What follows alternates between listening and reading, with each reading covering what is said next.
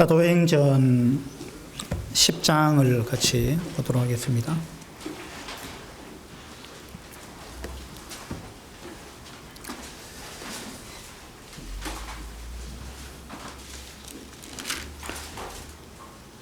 사도행전 10장 1절부터 16절까지 읽겠습니다. 가이사랴에 고넬료라 하는 사람이 있으니 이달리아 부대라 하는 군대의 백부장이라. 그가 경건하여 온 지방과 더불어 하나님을 경외하며 백성을 많이 구제하고 하나님께 항상 기도하더니 하루는 제9시쯤 되어 환상 중에 밝히 보매 하나님의 사자가 들어와 이르되 고넬료야 하니 고넬료가 주목하여 보고 두려워 이르되 주여 무슨 일이니까? 천사가 이르되 내 기도와 구제가 하나님 앞에 상달되어 기억하신 바가 되었으니 내가 지금 사람들을 욥바에 보내어 베드로라 하는 시몬을 청하라. 그는 무두장이 시몬의 집에 유숙하니 그 집은 해변에 있다 하더라. 마침 말하던 천사가 떠남에 고넬료가 집안 하인 둘과 부하 가운데 경건한 사람 하나를 불러 이 일을 다 이루고 욥바로 보내니라. 이튿날 그들이 길을 가다가 그 성에 가까이 갔을 그때에 베드로가 기도하려고 지붕에 올라가니 그 시각은 제6시더라.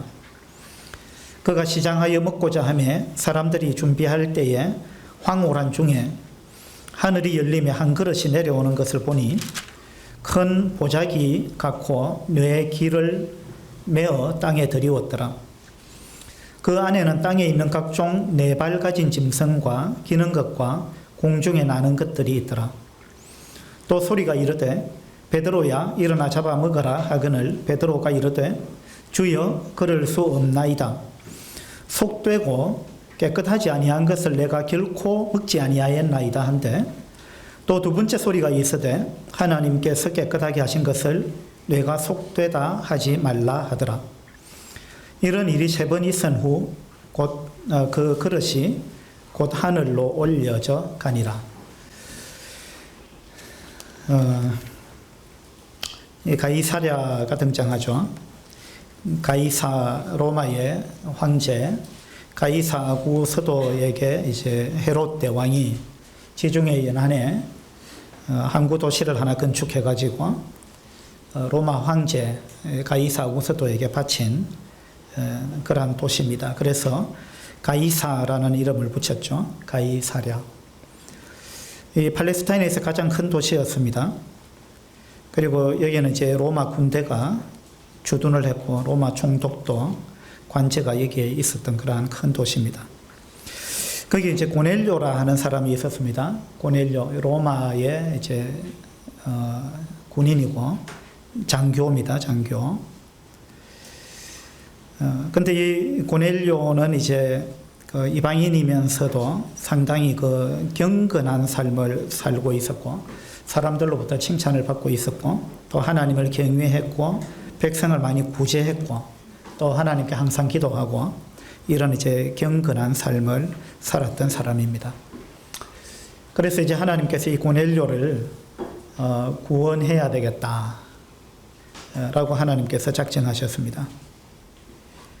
그래서 이제 이 고넬료에게 복음을 전할 사람이 있어야 되는데 하나님께서는 이제 베드로를 택하셨습니다. 베드로는 지금 어디에 있죠? 어디에 있습니까?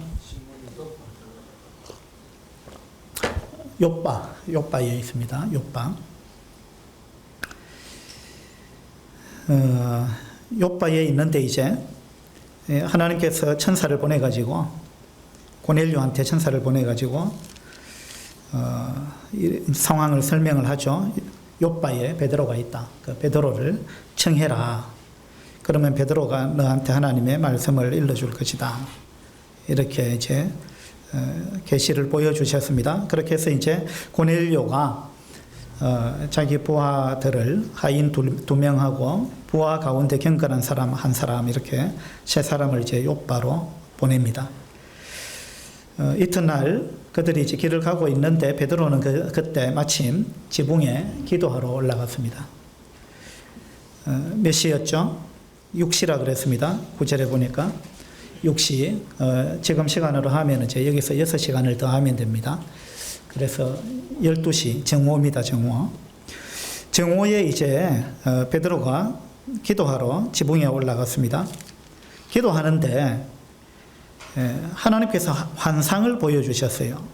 어떤 환상이냐면 하늘에서 큰 보자기가 네 길을 이제 줄로 묶어가지고 하늘에서 보자기가 이렇게 내려오는데 그 보자기 안에 여러 가지 짐승이 이제 담겨 있었습니다.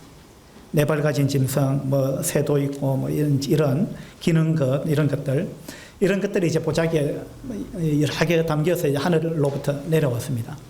그리고 하나님께서 말씀하시기를 베드로야 이것을 네가 잡아먹어라 그렇게 이야기했어요. 그러니까 베드로가 딱 보니까 이거 기어다니는 거 뭐 그 다음에 베드로가 봤을 때 다 이게 부정한 그런 짐승이었습니다. 그래서 베드로가 뭐라 그랬습니까? 주여 걸을 수 없나이다.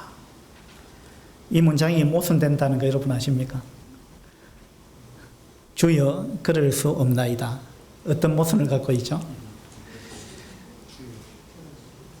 걸을 수 없나이다라고 할 것 같으면 주여라고 부르지를 말든지 주여라고 불렀으면 그렇게 하겠습니다라고 하든지 그래야 이게 문장이 맞는데 주여라고 불러놓고 주님 말씀에 나는 순종할 수 없습니다. 그러니까 자기가 주인이죠. 부르기는 하나님을 주님이라 불렀어요. 근데 주인의 뜻대로 하지 않겠다. 나도 생각이 있습니다. 내 생각대로 하겠습니다. 네, 베드로의 이제 모습이 그런 것입니다. 그래서 이제 베드로가 주여 그럴 수 없나이다. 14절에 속되고 깨끗하지 아니한 것을 내가 자 이제 베드로가 자기를 강조합니다. 주님이 이걸 먹으라고 하시는데 내가 볼 때 내 생각에는 그리고 내가 지금까지 어떻게 살아왔는지 아시지 않습니까? 내가 결코 먹지 아니하였나이다. 지금까지 이런 거 속되고 부정한 거 이걸 지금까지 내가 결코 먹은 적이 없습니다. 그래서 지금도 먹을 수가 없습니다. 라고 이야기를 했습니다. 그래서 그러니까 이제 하나님께서 뭐라고 하셨느냐 하면 하나님께서 깨끗하게 하신 것을 네가 속되다 하지 말라.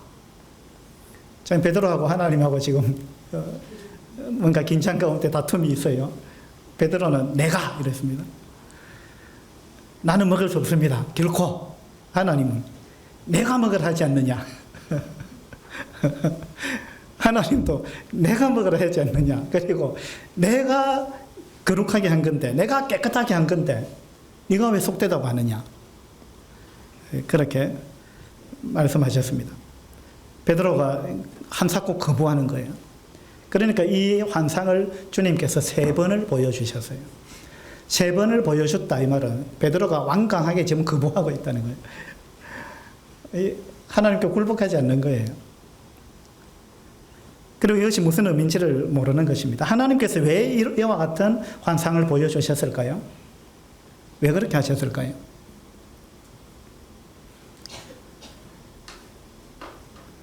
지금 이 사도행전 10장은 굉장히 중요한 장인데요. 왜냐하면 이방인 고넬료와 그의 가족들이 구원받는 이방인들이 교회에 이제 들어오는 아주 획기적인 그러한 사건을 다루고 있는 장입니다. 그런데 이 당시까지만 해도 유대인들은요, 이방인들에게 복음 전할 생각을 안 하고 있는 거예요. 유대인들은 이 유대인 우월주의 사상이 엄청난 것이었어요. 선민의식이라 그러죠. 그래서 유대인들은요, 우리는 조상 대대로 하나님께서 많은 민족 중에 특별히 우리 민족을 하나님이 선택하셨다. 우리는 선택받은 민족이다. 우리는 선민이다. 우리는 이방인하고 다르다. 그리고 이방인하고 우리가 뭐 섞이는 거 싫다. 섞여서도 안 되고 섞일 수도 없는 그런 부류의 사람들이다. 우리는 너희하고 다르다. 이것이 선민의식입니다. 그래서 이 당시 유대인들은요, 이방인들을 아주 무시했습니다. 이방인들하고 함께 식사도 안 했고, 함께 어울리지도 안 했고, 대화도 안 하고, 그죠? 이것이 유대인들의 사상이었습니다. 베드로도 마찬가지였습니다. 그런데 하나님은 유대인만 사랑하실까요? 절대 그렇지 않죠. 하나님은 모든 민족을 사랑하십니다. 모든 사람을 사랑하십니다. 하나님께서 유대인을, 이스라엘 백성을 택하던 그 당시에도 하나님이 아브라함을 불러냈잖아요. 갈대우르에서 불러낼 때도 내가 너로 말미암아 모든 민족에게 복을 주겠다. 모든 민족에게. 유대인들은 자기들이 선택받은 민족이라고 생각하면서 하나님께서는 이미 그들을 선택할 때부터 모든 민족에게 너희를 통해서 복을 주겠다라고 말씀하셨는데 이 부분을 그들은 망각하고 있는 것입니다. 하나님은 모든 백성을 사랑하십니다. 모든 사람을 사랑하십니다. 그렇죠? 여러분도 모든 사람을 사랑하십니까? 어떻게 하고 계십니까? 여러분 북한 사람 사랑합니까? 여러분 일본 사람 사랑합니까? 미워 죽겠죠? 태풍이 오면 일본으로 다 가라. 일본을 밑에서부터 위로 열도를 싹 쓸어라. 그런 마음 여러분 갖고 있지 않습니까? 지금 이 베드로가 어디에 있죠? 욥바에 있습니다. 베드로가 욥바에 있을 때 이런 일이 일어났다는 거, 이건 저는 우연이 아니라고 생각합니다. 왜냐하면 욥바에서 구약시대에 무슨 일이 있었는지 아십니까? 요나서에 보면 하나님께서 요나를 보고 니느웨에 가서 말씀을 전해라. 니느웨는 아수르의 수도입니다. 아수르는 그 당시 이 북이스라엘하고 아주 그냥 원수로 지냈던 그런 민족입니다. 우리하고 일본처럼. 근데 하나님께서 요나를 보고 네가 아수르의 심장부 그 니느웨에 가가지고 경고해라. 안 그러면 내가 그들을 멸망시킬 거다. 그들의 죄악이 지금 차고 넘치기 때문에.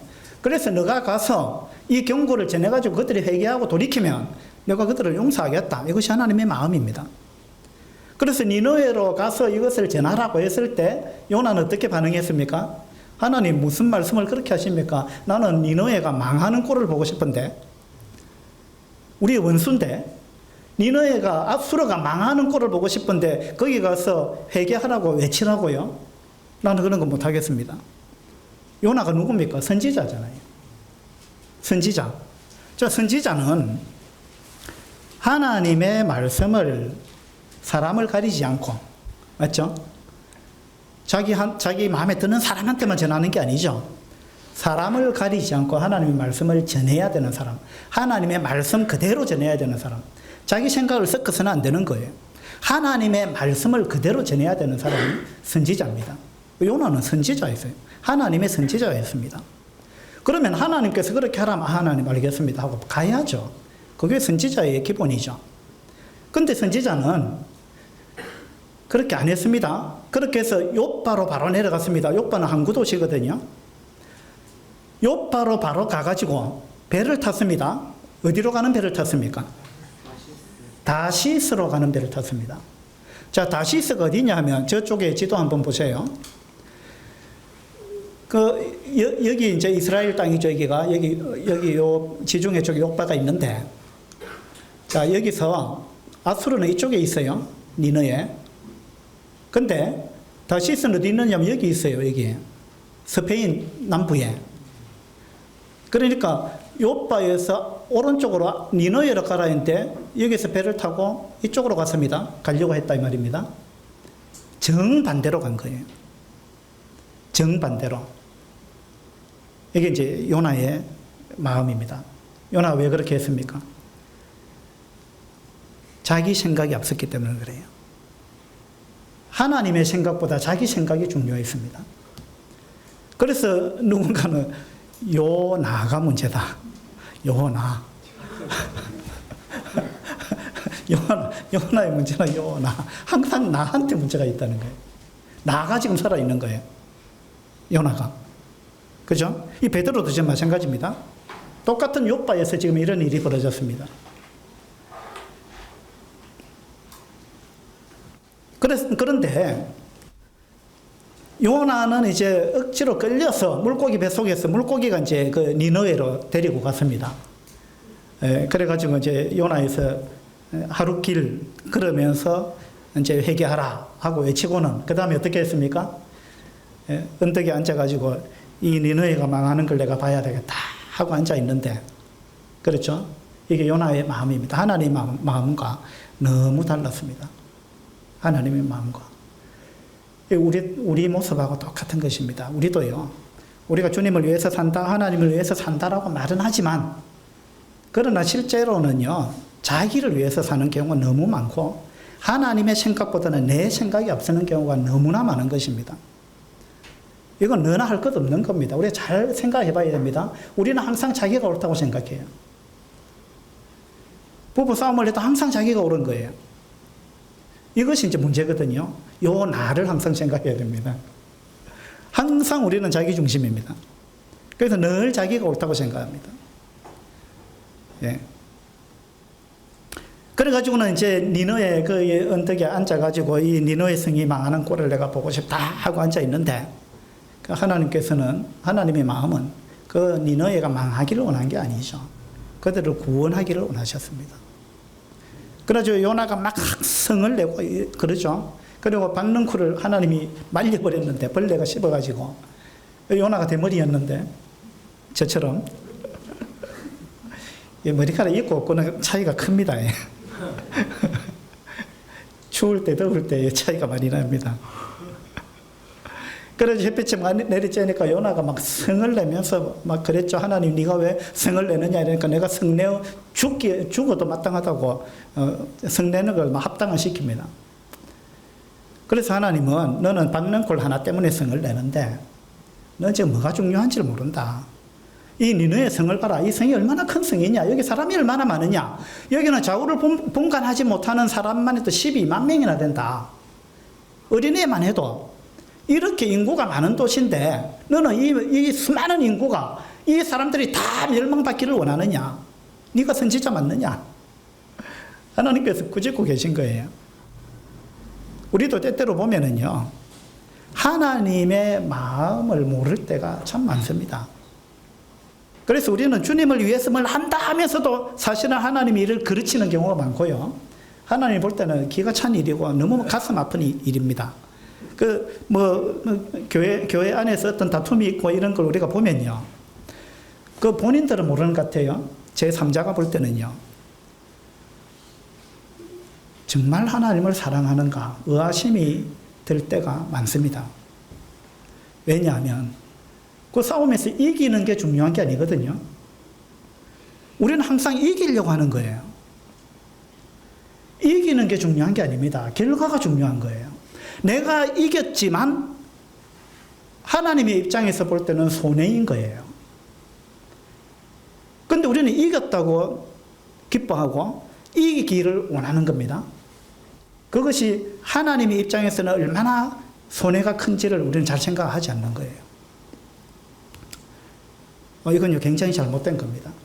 그래서 전투에는 이기고 전쟁에는 진다 이런 말이 있잖아요. 내가 이겼는데 크게 보면 진 거예요. 하나님의 입장에서 보면 진 거예요. 너무 잘못한 거예요. 사탄이 이긴 거예요. 사탄만 이롭게 한 거예요. 그래서 우리는 항상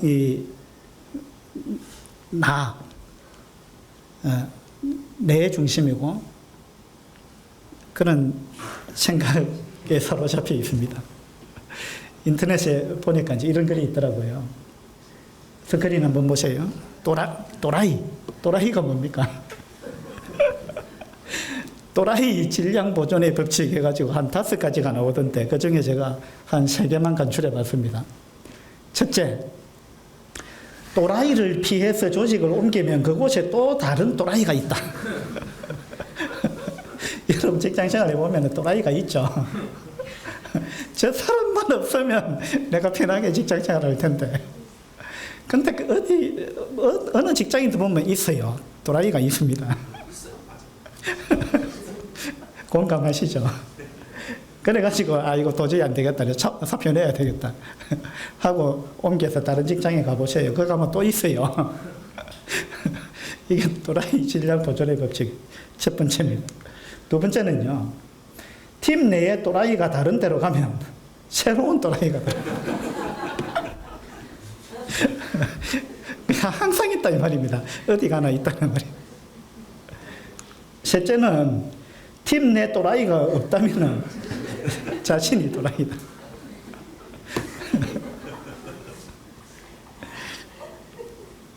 맞는 것 같습니까? 어떻게 이렇게 핵심을 찌르기가 좋은 맞는 이야기를 해놨는지. 이거는요, 존 오트버그라는 분이 쓴 책 제목입니다. 당신이 그들을 알기 전까지는 모든 사람이 정상이다. 이게 무슨 뜻일까요? 당신이 그들을 알기 전까지는 모든 사람이 정상이다. 예. 근데 모든 사람이 정상인데 당신이 그들을 알고 나니까 그들이 정상이 아니다. 그럼 누가 잘못된 거예요?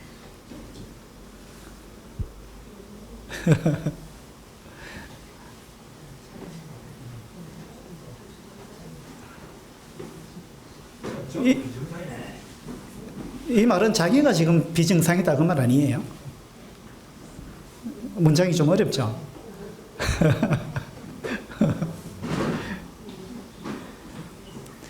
근데요, 모든 게요, 멀리서 보면 다 정상입니다. 근데 가까이 가면은 정상이 아니에요. 그래서 남들이 볼 때는 좋은 사람이에요. 근데 같이 사는 사람이 볼 때는 나쁜 사람이에요. 누가? 상대방이에요. 그렇죠? 그러니까 남들이 자기 배우자를 막 좋은 사람이다 그러면 한번 같이 살아볼래? 이러죠. 같이 살아보면 좋겠다 이거예요. 같이 살아보면, 가까이 있어 같이 살아보면 그 사람의 온갖 그 나쁜 점, 단점이 다 보이는 거예요. 그 멀리서 보면 그 단점이 안 보입니다. 멀리서 보면. 그렇죠? 예. 네. 근데 그런 의미도 되고, 그 다음에 저 사람이 정상인데 내가 저 사람을 남들이 볼 때는 다 정상이었어요. 근데 내가 그 사람을 알고 나니까 그 사람이 비정상이 돼버린 거예요. 그죠? 그건 무슨 말이냐면 내가 비정상이다 이 말입니다. 아멘. 그래서 내가 비정상이지. 예. 그러니까 셋째 보세요. 팀 내에 또라이가 없다면 자신이 또라이다. 맞아요.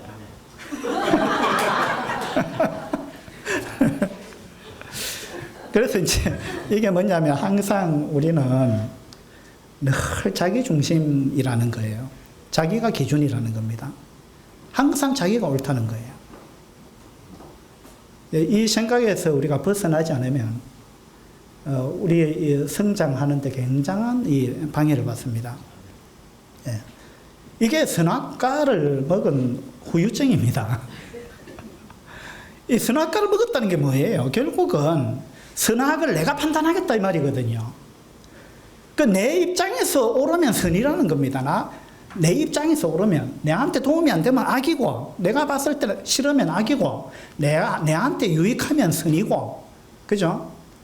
자기 기준에서 모든 걸 판단하겠다 이 말입니다. 자기 기준에서. 그래서 유대인들도 그랬습니다. 유대인들도 항상 자기 기준에서 나머지 이방인들을 무시했습니다. 예. 사도행전 10장에 보시면요, 이렇게 하나님께서 환상을 보여주시고 나서 요나는 욥바에서 반대 방향 다시스로 갔는데 베드로는 요나스하고 좀 다르죠. 베드로는 어떻게 했느냐 하면 어떻게 했어요? 17절 17절 한번 봅시다.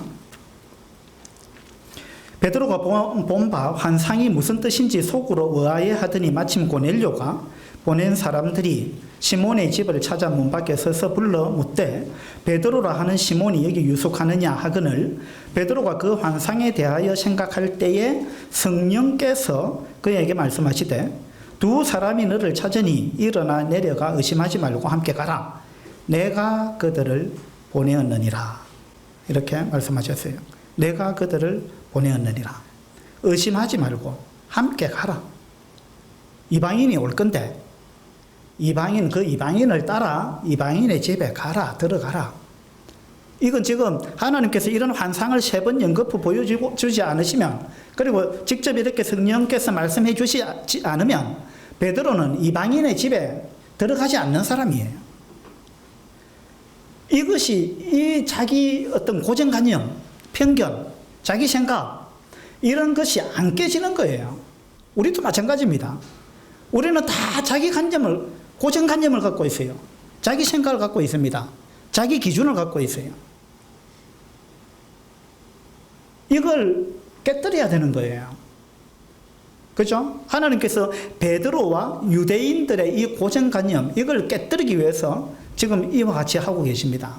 환상을 보여주셨습니다. 의심하지 말고 함께 가라. 여기서 의심하다라는 단어는요, 이 원어로 11장 2절에 있는 11장 2절에 베드로가 예루살렘에 올라갔을 때에 할례자들이 비난하여 이르되 이랬죠. 여기 비난하여라는 단어하고 10장 20절에 나오는 의심하다라는 단어하고는 같은 원어로 똑같은 단어입니다. 디아크리노라는 원어인데요. 디아크리노, 여기서 디아, 앞에 있는 두 자, 디아라는 말은 철저하게 이런 뜻이고요. 크리노라는 말은 판단하다, 재판하다 이러한 의미를 갖고 있는 단어입니다.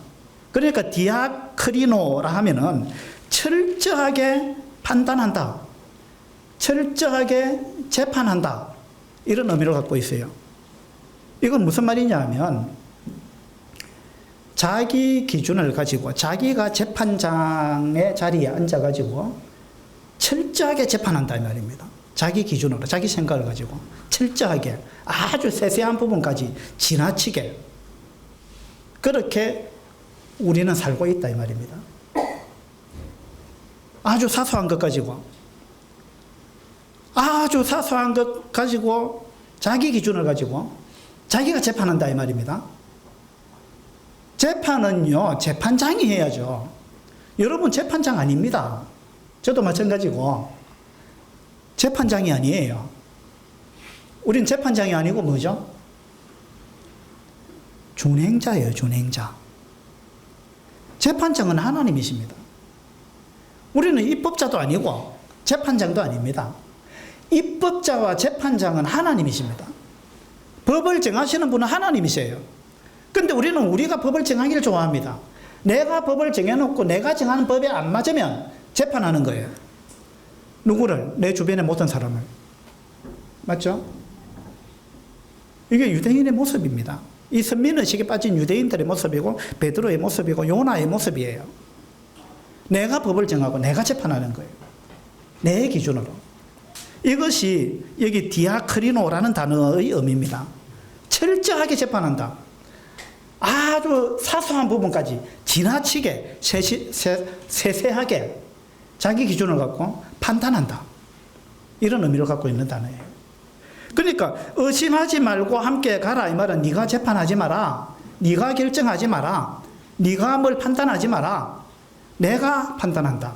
내가 그들을 보냈다. 그러니까 너는 다른 생각하지 마라. 네가 이것저것 따지려고 하지 말고 생각하지 말고 이것이 옳으냐 그러냐 생각하지 말고 그거는 내가 할 테니까 내가 그걸 너한테 보냈다 그 사람들. 그러니까 너는 판단하지 마라. 그들과 함께 가라. 이것이 하나님의 말씀입니다. 그래서 이제 베드로가 이제 이 사도행전 10장에서 이 고정관념이 깨지기 시작합니다. 11장 2절에는 보니까요. 베드로가 예루살렘에 올라갔을 때 할례자들이 비난하여 이르되 네가 무할례자의 집에 들어가 함께 먹었다 하니, 이 베드로가 고넬료의 집에 들어갔죠. 이 이야기를 예루살렘에 있는 할례자들이 들었습니다. 그 할례자들이 비난했습니다. 베드로를 비난했다. 이건 무슨 말이냐면, 이 할례자들은 자기의 기준을 갖고 자기 생각을 가지고 자기 고정관념, 자기 편견, 자기들의 관습, 이런 걸 가지고 네가 어떻게 무할례자의 집에 들어갈 수 있느냐 하고 베드로를 비난했습니다. 그들이 베드로를 재판했다 이 말입니다. 그죠? 근데 베드로는 사도행전 10장에서 이와 같은 부분이 깨졌습니다. 깨져서 어떻게 했죠? 23절 보세요. 10장 23절에 베드로가 불러들여 유숙하게 하니라. 자, 이방인들이 베드로를 찾아왔습니다. 베드로가 그들을 자기가 유하고 있는 집에 불러들여가지고 잠을 재운 거예요. 함께 잤다 이 말입니다. 이건요, 이전에 베드로에게 있어서는 있을 수 없는 일이었습니다. 이 베드로의 고정관념이 깨지기 시작했습니다. 그들을 불러들여서 유숙하게 했습니다. 그 다음에 이튿날 일어나 그들과 함께 갈새 갑니다. 이제 이 환상을 보여주기 전에는 베드로가 안 가는 사람이죠. 근데 주님이 3번이나 연거푸 보여주셨죠. 그 베드로가 이제 갑니다. 그들과 가서 27절에 보면 더불어 말하며 들어가, 그 고넬료의 집에 들어간 것입니다. 들어가 여러 사람이 모인 것을 보고 이르되 유대인으로서 이방인과 교제하며 가까이 하는 것이 위법인 줄은 너희도 알거니와 하나님께서 내게 지시하사 아무도 속되다 하거나 깨끗하지 않다 하지 말라 하시기로 부름을 사양하지 아니하고 왔노라. 베드로가 변했습니다. 내가 옛날 같았으면 안 왔다. 왜? 유대인이 이방인하고 가까이 하고 교제하는 건 이거 위법이다. 위법. 법에 어긋난다 이 말입니다. 법에 저촉된다. 법에 안 맞다. 근데 이 법은 율법이 아니에요. 하나님이 이렇게 하라고 하신 적이 없습니다. 하나님은 너희 유대인들을 보고 너희 이방인하고 교제하지 마라. 사귀지 마라. 유대인들하고 밥을 먹지 마라. 그 집에 들어가지 마라. 그렇게 말씀하신 게 율법에 없습니다. 율법에는 그들과 혼인하지 말라는 말은 있어요.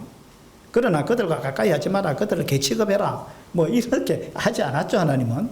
근데 유대인들은 이 선민의식에 젖어가지고 이방인들을 완전히 멸시하고 그들과 가까이 안 했다 이 말입니다. 그러니까 여기서 위법이라는 말은 하나님의 법을 어겼다는 말이 아닙니다. 이것은 그들의 관습을 어겼다는 거예요. 그리고 그들이 터부시했던 거, 그들이 금기시했던 거, 이런 부분을 지금 이야기하는 거지, 이건 하나님의 법에 어긋난다 이런 이야기가 아니에요. 어쨌든 베드로는 이것이 고정관념이 깨졌습니다. 그래서 내가 왔다 하고는 이 고넬료의 집에 들어갔습니다. 자, 스크린 한번 보세요. 여러분은 벽을 좋아하십니까?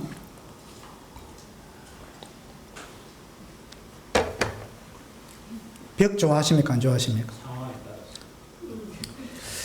벽을 좋아하십니까? 길을 좋아하십니까? 길을 좀 예. 벽은 이제 영어로 월이라고, 길은 스트릿이라고 이야기하는데, 자, 벽은 꽉 막힌 겁니다. 길은 트인 거예요. 맞죠? 우리는 다 벽을 싫어합니다. 물론 때로 물론 벽이 필요하긴 하죠. 그러나 우리가 가는 길에 항상 벽이 이렇게 가로막고 있다면, 어떤 사람은 당신은 완전히 벽이다, 벽, 이렇게 이야기하는 경우 있죠. 완전히 꽉 막힌 벽이라는 거예요. 뭔가가 안 통한다 이겁니다. 꽉 막혔다. 그죠? 근데 우리 모두는 벽을 갖고 있습니다. 우리 모두는 울타리를 갖고 있다니까요. 장벽을 갖고 있습니다. 장벽을 딱 치놓고요. 여기 함부로 들어오지 마. 여기 내 영역이야. 예. 여기 내 구역이야. 이런 장벽은 우리는 다 갖고 있어요. 이 장벽이 허물어지지 않으면 이 관계가 굉장히 어렵습니다. 누구든지. 그렇죠? 나는 장벽이 없다 이렇게 생각하십니까? 아닙니다. 이 벽이 사람마다 있더라고요.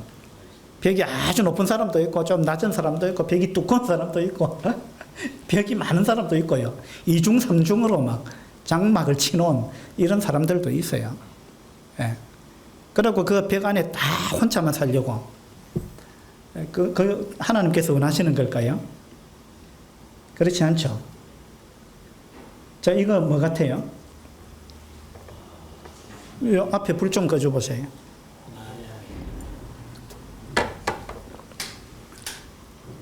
뭘까요? 좀 희미하죠? 이게 미국의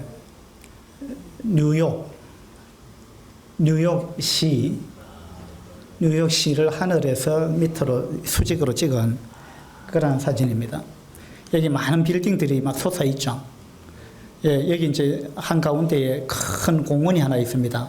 센트럴 파크 공원이라고. 제가 안 가봤어요.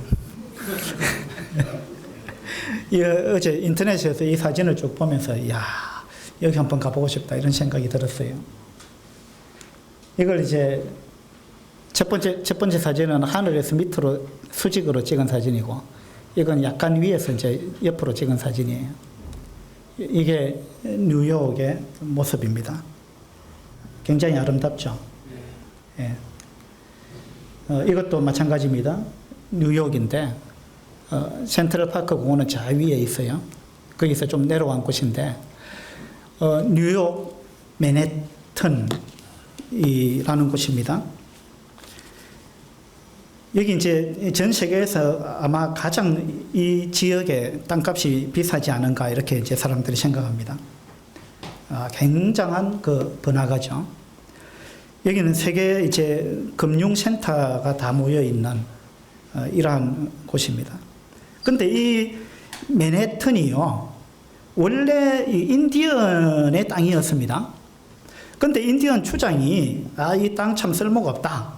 그래가지고 이것을 네덜란드 상인한테 팔았는데 24달러에 팔았답니다. 맨하튼 이 땅을 24달러를 받고 팔았습니다. 그래서 네덜란드 사람들이 이 땅을 사가지고 이름을 뉴 암스테르담 이렇게 붙였습니다. 네덜란드에 있는 암스테르담에다가 앞에 뉴를 붙여가지고 여기는 뉴 암스테르담이다 이렇게 불렀습니다. 그런데 이후에 이제 이 땅을 영국인이 인수를 했습니다. 그렇게 해서 이름을 바꿨는데 뉴욕이라고 이름을 바꿨습니다. 영국에 있는 요크에다 앞에다 뉴를 붙여가지고 뉴욕이다 이렇게 바꿨습니다. 그런데 이 땅이 이제 굉장히 값어치가 있는 땅으로 변화가 되어버렸죠. 그러니까 이 땅을 팔았던 인디언들이요, 본전 생각이 자꾸 난 겁니다. 야, 저걸 우리는 쓸모없는 땅이라고 생각했는데 지금 세계에서 최고 번화가가 돼버린 거예요. 그래서 인디언들이 이제 본전 생각이 나가지고 자꾸만 이 땅에 들어와서 문제를 일으켰습니다. 그렇게 하니까 이제 어떻게 했느냐 하면 저기에 장벽을 설치를 했습니다. 장벽을. 인디언들이 못 들어오게. 장벽을 설치를 했습니다. 장벽을 영어로 뭐라 그래요? 월. 장벽을 설치했습니다. 롱월. 예. 그런데 이제 나중에 세월이 흘러가지고 이제 정책이 바뀌어가지고 이 장벽을 허물고 그 장벽이 있던 자리에 길을 냈어요. 그러면 장벽이 길이 되었다. 이걸 영어로 한번 해보세요.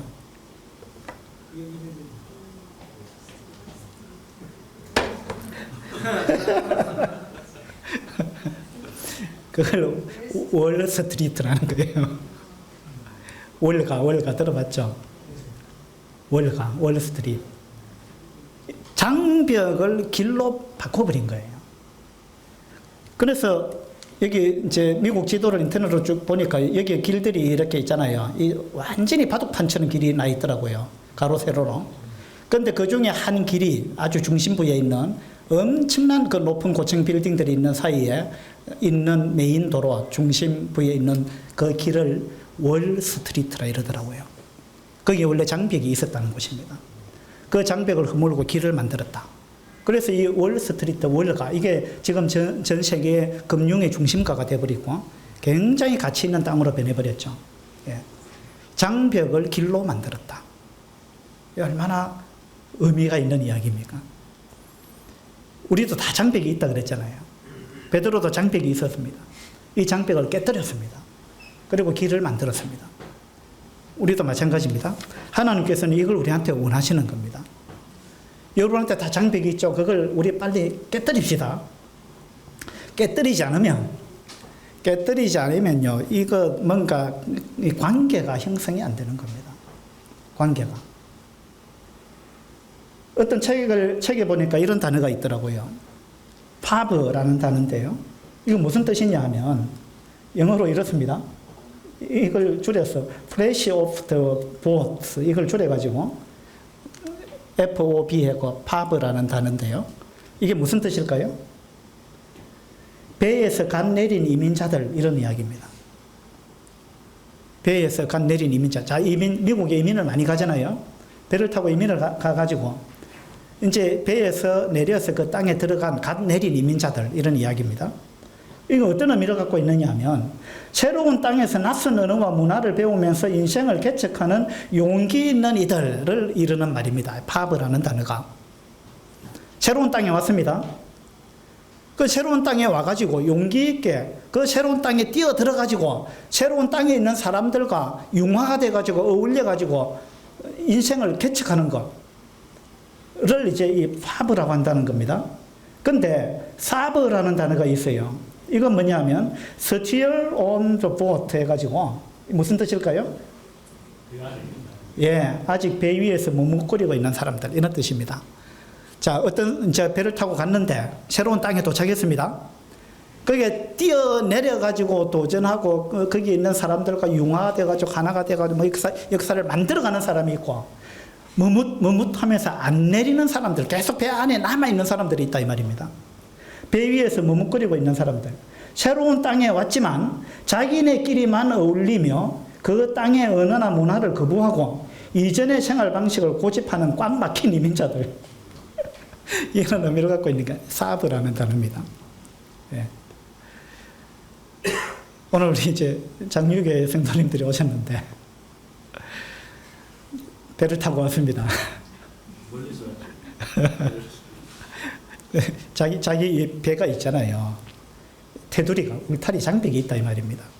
우리 누구나 장벽을 갖고 있어요. 이 배 안에 자기 영역, 이 배 안에 있을 때 좋았습니다. 근데 이제 배에 내려야 돼요. 내려가지고 새로운 땅에 발을 떼내놓고 새로운 사람들과 함께 살아가야 됩니다. 근데 어떤 사람은 막 뛰어내려가지고 이제 하나가 되는 거예요. 어떤 사람은 안 내리는 거예요. 왜? 두려운 겁니다. 그리고 지금까지 내가 해왔던 이것에 익숙해 있고 이것이 좋다는 겁니다. 그죠? 그래서 안 뛰어내리는 사람을 사브라 그럽니다. 이건 우리 모두 똑같습니다. 그럼 우리 밀양서부교회 성도들 어떤지 마찬가지입니다. 우리도 배 안에 있는 거예요. 배 안에 있습니다. 우리 나름대로의 배가 있다는 거예요. 그래서 이 배에서 우리 모두가 너나 할 것 없이 우리 모두가 이 배에서 나와서 어울려야 되는 거예요. 그죠? 이 베드로의 장벽이 지금 깨져가지고 이방인한테 복음이 들어가가지고 교회는 이방인과 유대인이 하나 돼버린 거예요. 이건요, 교회가 탄생하기 전에는 있을 수 없는 일이었습니다. 유대인과 이방인이 하나가 된다는 거, 이게 있을 수 없는 거였어요. 이걸 하나님께서 깨뜨린 거거든요. 이 사도행전 10장은 엄청난 사건입니다. 이건 유대인들의 입장에서 볼 때, 야, 정말 이런 일이 일어나더니, 그들에게 있어서는 기적과 같은 일인 거예요. 우리도 마찬가지입니다. 우리가 서로 하나가 된다는 것은 굉장히 어렵습니다. 부부간에도 그렇고, 여하튼, 우리가 하나가 된다는 것은요, 내 틀을 깨지 않으면 안 되는 겁니다. 내 틀을 깨지 않으면.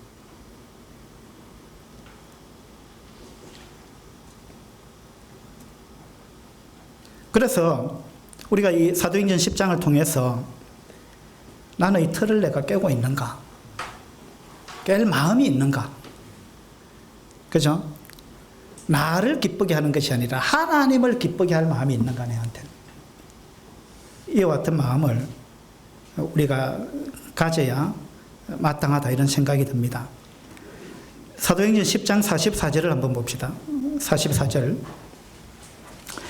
베드로가 이 말할 때에 성령이 말씀 듣는 모든 사람에게 내려오시니 베드로와 함께 온 할례 받은 신자들이 이방인들에게도 성령 부어 주심으로 말미암아 놀라니, 이방인들에게도 하나님께서 성령을 부어 주셨다 이 말입니다.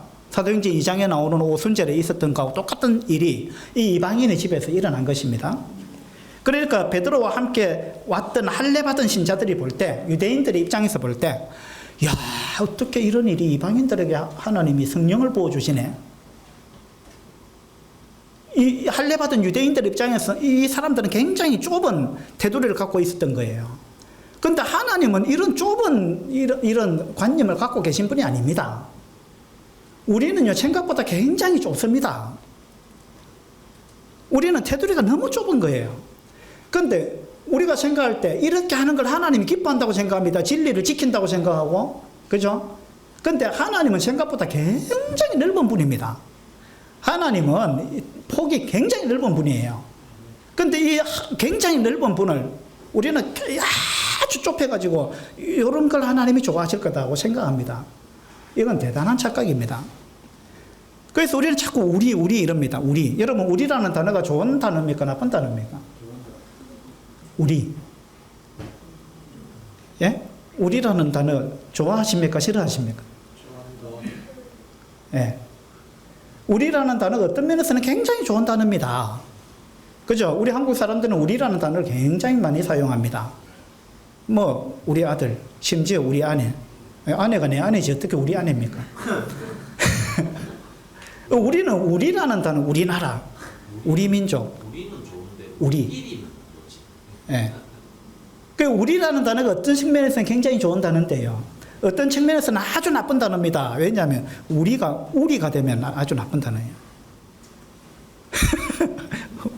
우리는 울타리예요, 울타리. 소우리, 돼지우리. 울타리죠, 울타리. 우리라는 단어, 이거 우리는 조심해야 돼요. 그래서 우리는 자꾸 우리라는 테두리를 치기를 좋아합니다. 테두리. 이 테두리를 우리가 걷어내지 않으면 우리가 융화되고 하나 되는 건 굉장히 어렵습니다. 그리고 내가 옳다는 생각. 이 생각을 버려야 됩니다. 내가 옳다. 아닙니다. 나도 틀릴 수 있어요. 상대방이 맞을 수도 있어요. 그리고 옳고 그런 게 중요한 게 아니에요.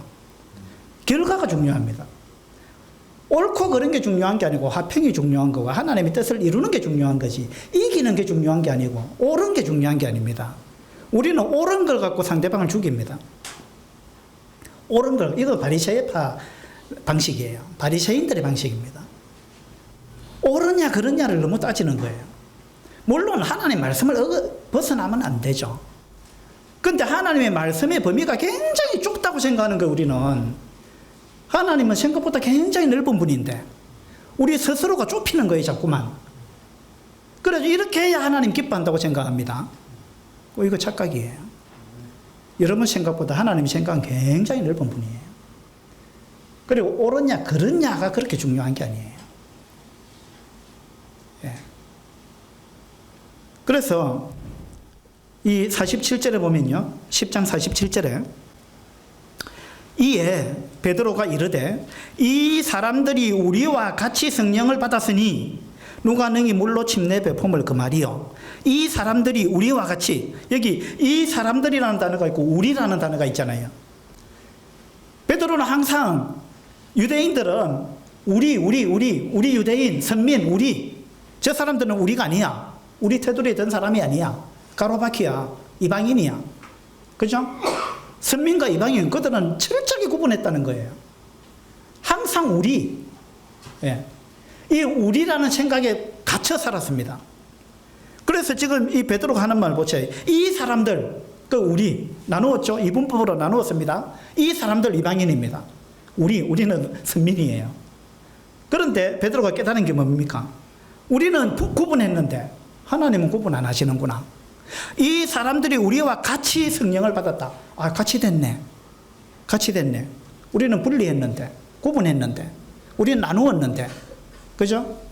이거 뭡니까? 자기 기준으로 자기가 재판장이 돼가지고 자기가 나눈 거예요. 그래서 이 사도행전 10장을 통해서 하나님께서 우리한테 말씀하시는 거는 네가 재판장이 되지 마라. 네 기준을 버려라. 하나님의 말씀이 중요하다는 거예요. 하나님의 생각이 중요하다는 겁니다. 하나님의 생각이. 주님조차도 이 땅에 오셔서 아버지여 만일 할만하시거든 이 잔을 내게서 지나가게 해 주십시오. 그러나 내 뜻대로 마시고 내 뜻대로 마시고 아버지의 뜻대로 되기를 원합니다. 완전하신 주님께서도 자기 뜻을 주장하지 않았습니다. 자기 뜻을. 그죠?